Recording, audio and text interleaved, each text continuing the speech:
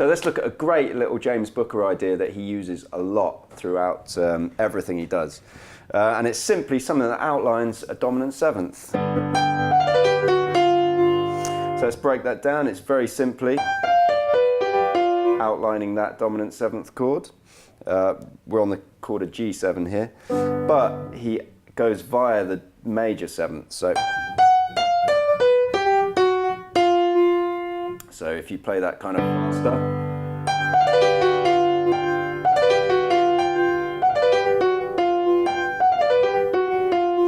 and often what he does, he'll go down and then back up again. So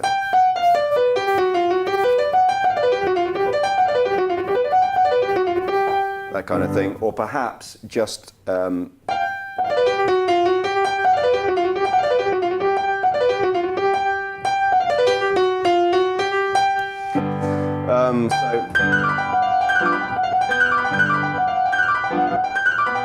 and he uses that in all kinds of different contexts, on different feels, different keys.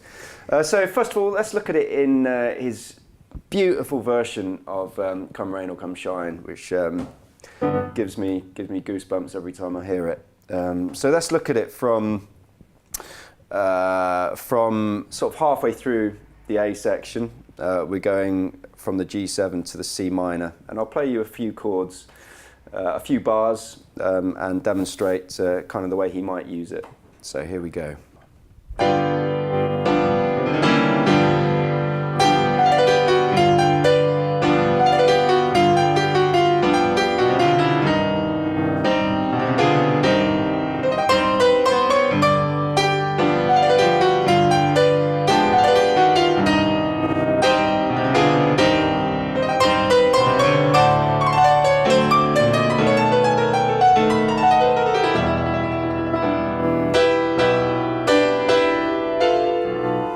Etc.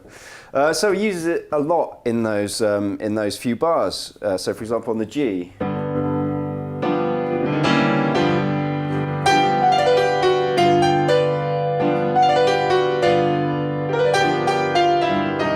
So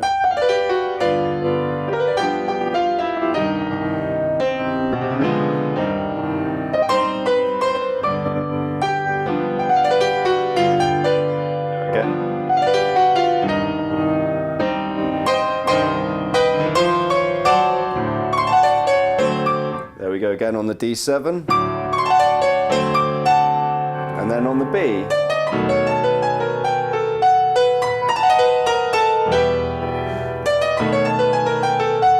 That's another great lick that we'll look at as well.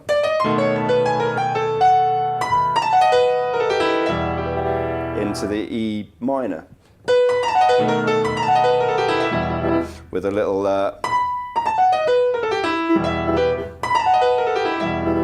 carrying on the run down that sort of blues scale in E minor. So there's a nice little example of using that riff in Come Rain or Come Shine. You could also use it in, for example, a faster tune like he uses it in Papa Was a Rascal a lot. So if we got the rough feel like this.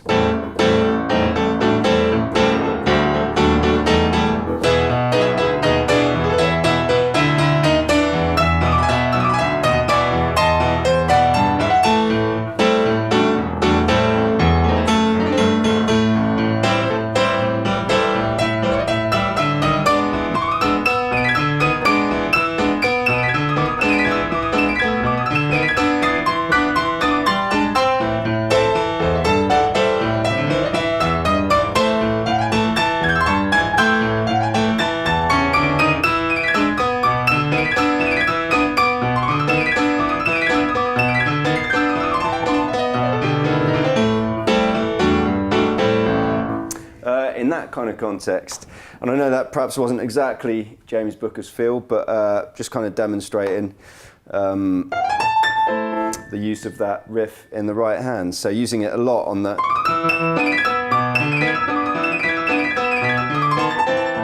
kind of thing, which is the kind of St. Louis blues quote that he does on that tune. So.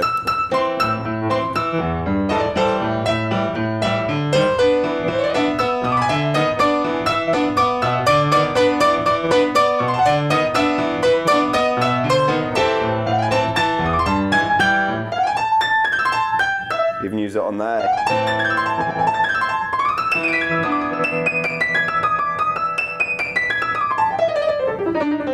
Maybe continue it on into a blues scale.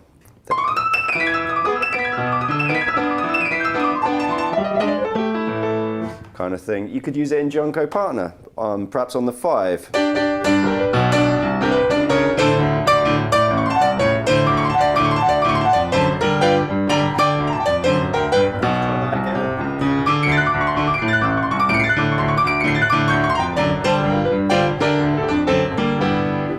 So you could just simply repeat it.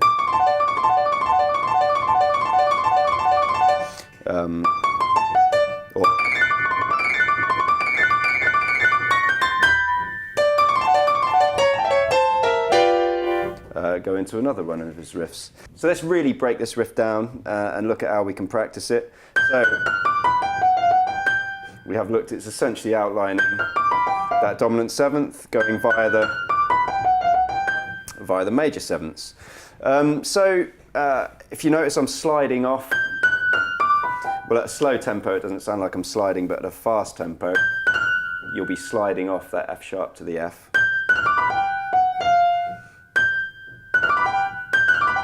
So perhaps break it into 2 sections. So practice that. And it's kind of like one movement you've got to think of it as. Don't think of it as individual notes. It's kind of one movement. And then there's the second half. Essentially that. Or if you're just going down, it's with those notes added at the end.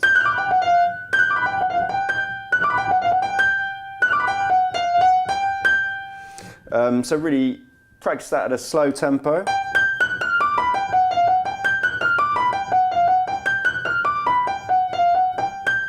And gradually increase the tempo till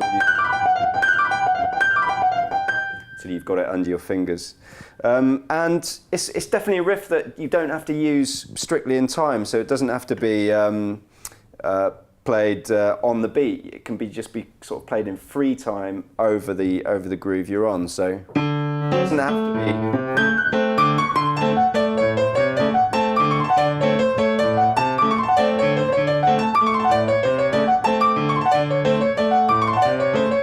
It doesn't have to be sort of dividing the beats up or the bar up like that. It could just be totally free time.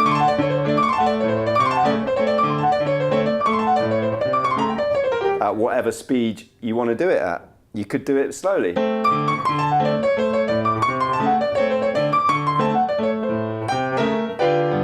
Or you could do it fast.